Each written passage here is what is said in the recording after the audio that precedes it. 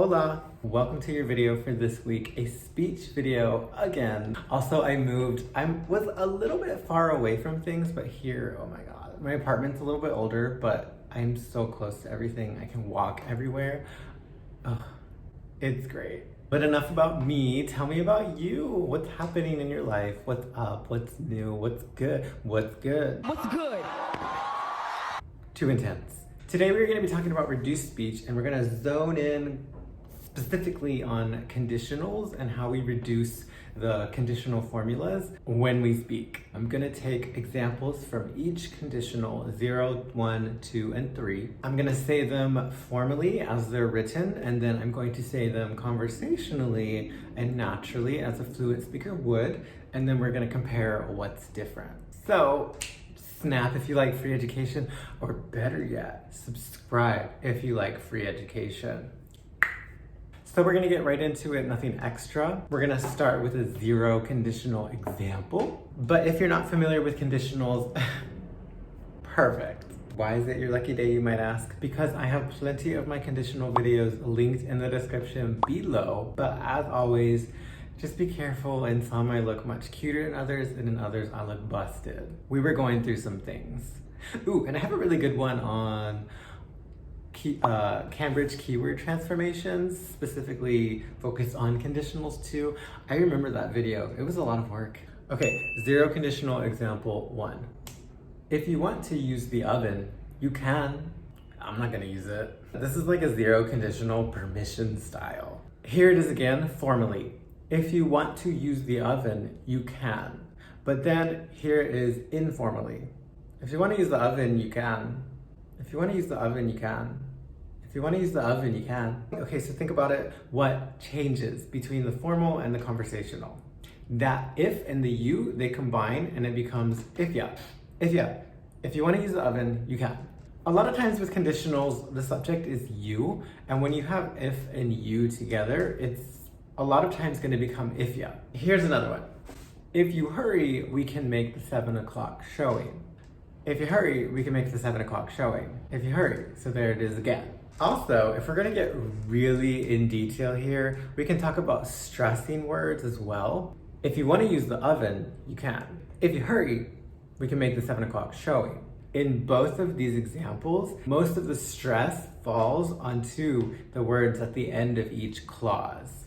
If you want to use the oven, you can. If you hurry, we'll make the 7 o'clock showing.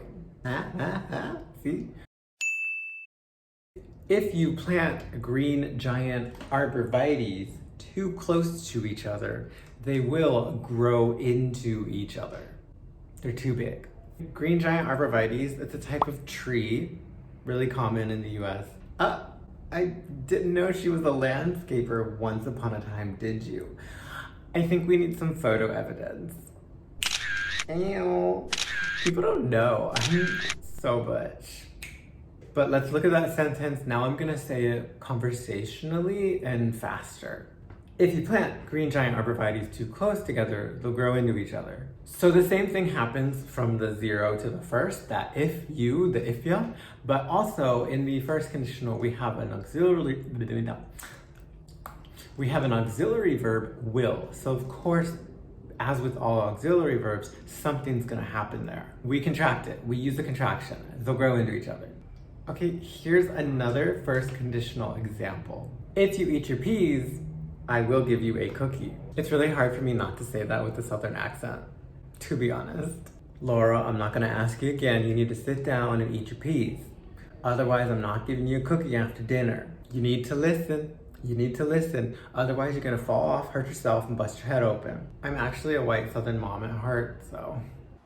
Right, yes. Absolutely. Mm-hmm. Even when we're not talking about conditionals, in conversational English, we're gonna choose contractions over taking the words out and saying them separately.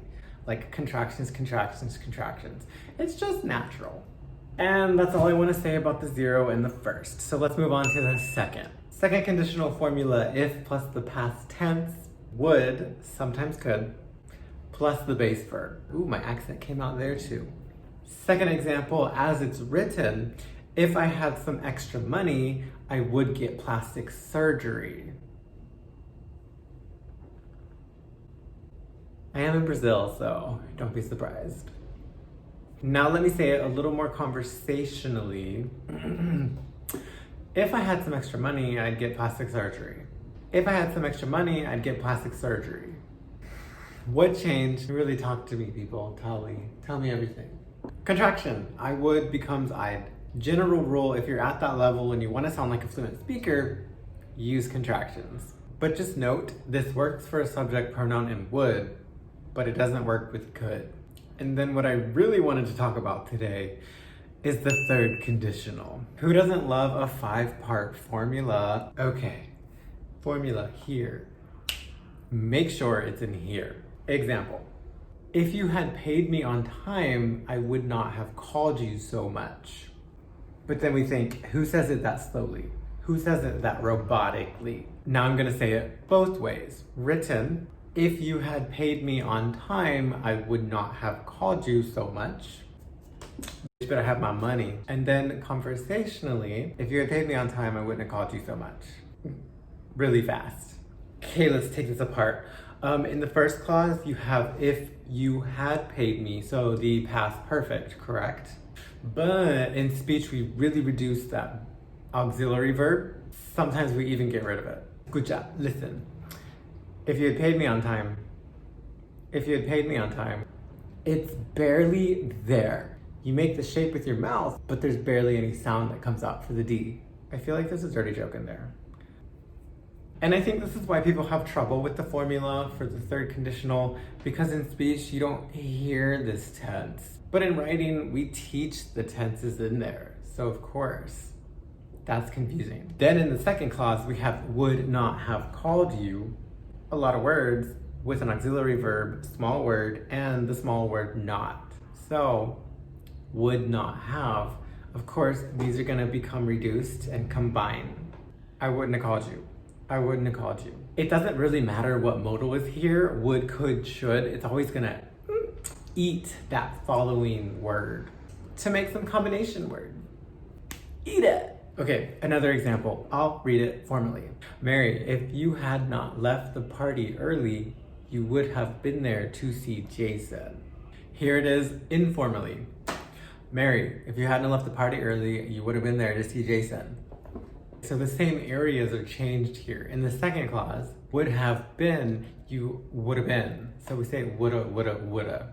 And then in the first clause, same area, something a little bit different too. If you had not left the party, hadn't left the party, hadn't left, hadn't. Not only do we combine sounds, had and not, hadn't left, but we actually added a little sound in pronunciation called the schwa.